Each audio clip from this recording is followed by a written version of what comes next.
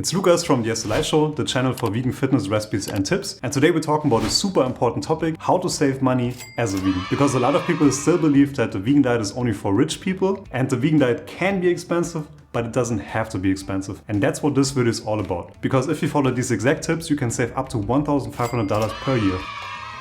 So tip number one is buy local and seasonal. And what do I mean by that? So basically, anytime you go to the supermarket or to your local farmer's market, you have the option to buy food that's produced in your country or neighboring countries, or that's shipped from far overseas. And the exact food, of course, depends on where you live in the world. But to give you some examples here in Germany, if you look at flax seeds and chia seeds, for example, flax seeds are grown naturally in Europe. Chia seeds have to be imported from South America. So naturally, they are a lot more expensive than if you buy flaxseed.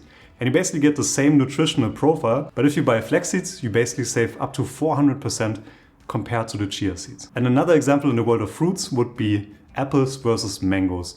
Apples grow naturally here in Germany. Mangoes have to be imported from Asia, Africa, or South America. And that's why for the price of one mango, you get up to 10 or 15 apples most of the time. And if you live in Thailand or in Asia, for example, then things like buckwheat are really expensive. Rice, on the other hand, is super cheap, of course. And also if you buy seasonal, that is even more specific than local, because here in Germany, for example, during winter time, cabbage, carrots, beetroot are super cheap.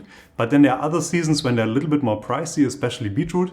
And then also when it's apple season, apples are a lot cheaper than when they are stored over winter, for example. So always make sure to buy local and seasonal, and you will save a lot of money. And tip number two is to buy whole foods instead of processed foods. And this is especially true when it comes to vegan protein sources. Because a lot of people always think that the vegan diet is super expensive, and that's because they always talk about the vegan meat alternatives. They tend to be really pricey. And if you look at the amount of portions that you get from a meat alternative like this, so this is actually this is really nice. I like to eat it maybe once a week, but I also try to minimize my monthly spending, so I don't buy this too often. And on the other hand, you have a pack of lentils, and this one is about €2.70. This one is €1.70. So this is almost half as cheap, but you get 4 portions out of this. This is 1 portion. So just by following this tip, this is going to be a major game changer for you. And you get a lot of protein just from the lentils alone. You don't need a meat alternative. And if you want to learn how to make lentil meatballs or lentil burgers, make sure to check out the video above. So for your protein sources, always make sure to buy whole foods versus processed foods. And then tip number 3, and that's the tip that you're going to save the most money with, is to start meal prepping. And meal prepping basically means to just cook in advance for a couple of days. And this has a lot of advantages. Not only are you going to save a lot of time, because you don't have to spend so much time in the kitchen cooking, because you can cook all of your meals in advance for a couple of days. And that basically means that within a 1 hour time frame, you can cook for the entire week, and you have more time to spend with your friends and with your family, or doing anything that you love. On the other hand, it also has the benefit that it's much easier to stick to a diet, because you're less tempted to buy a snack, for example, or to order food. And this actually brings us to the most important part of meal prep in terms of this video, is that you will save a lot of money because you don't order in food, you go less to a restaurant, and when you're at work, for example, when you're at Starbucks, you're less likely to grab a donut or anything on the go. That's usually quite pricey and also bad for your body. And if you want some tips on how to save even more time on your meal prep, there's a video on our channel. I will link it up here as well in the info cards, where I go over all of the tips that I learned on how to save time on your meal prep. So to recap, tip number 3, always meal prep. It will save you a lot of time and money. And the tip number 4 is a short one, and it actually ties in with the previous one, is to never ever go shopping when you're hungry. Don't do that, because I think we've all been there. You go hungry to the supermarket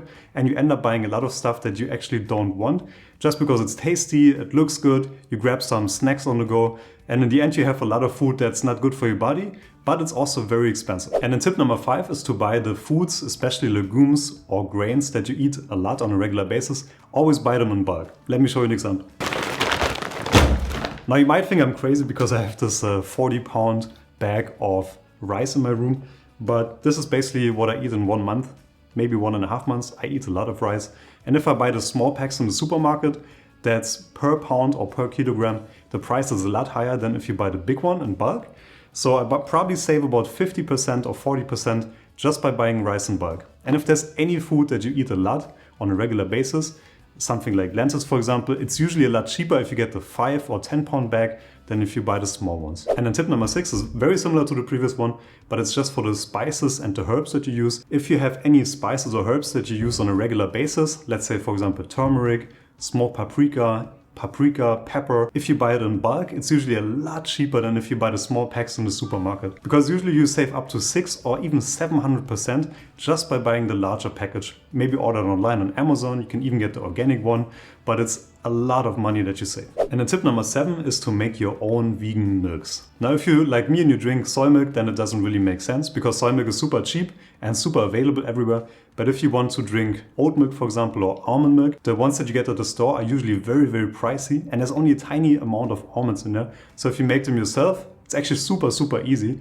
You save a lot of money. And you can even use your own almond milk as a starter to make your own vegan cheese, for example. If you're interested to learn more about that, we have courses on this on Vcoco, which is our vegan online cooking school, where we partner with chefs from all over the world. So you can learn how to make vegan Thai, vegan German, raw food, Japanese, and much, much more. And we have a 7-day free trial. So if you click the link below the video, you can sign up there and you get 7 days access to over 400 vegan online cooking lessons. And as a bonus tip, if you go to the supermarket, I always look for the weekly promotions. So I usually make my shopping around what's on sale during that week. And that's usually also seasonal actually. So in the wintertime, certain ingredients and certain foods are a lot cheaper, like I said, than in summer. And that's why when you go into the supermarket in winter, the things that are on promotion many times, they are the stuff that also grows seasonally. And then also when you're in the supermarket, if you look at the bottom shelves, generally it's a lot cheaper than when you buy stuff at eye level, just because the supermarket keeps the cheapest stuff at the bottom. So if you look for something like rice or noodles or pasta, the cheaper ones will usually be at the bottom of the shelves. So I hope you like these tips. If you have any other tips that you learned on how to save money as a vegan, please let me know in the comments below. If you enjoyed this video, leave a like, leave a comment, share it with a friend, and subscribe to the channel. See you next week.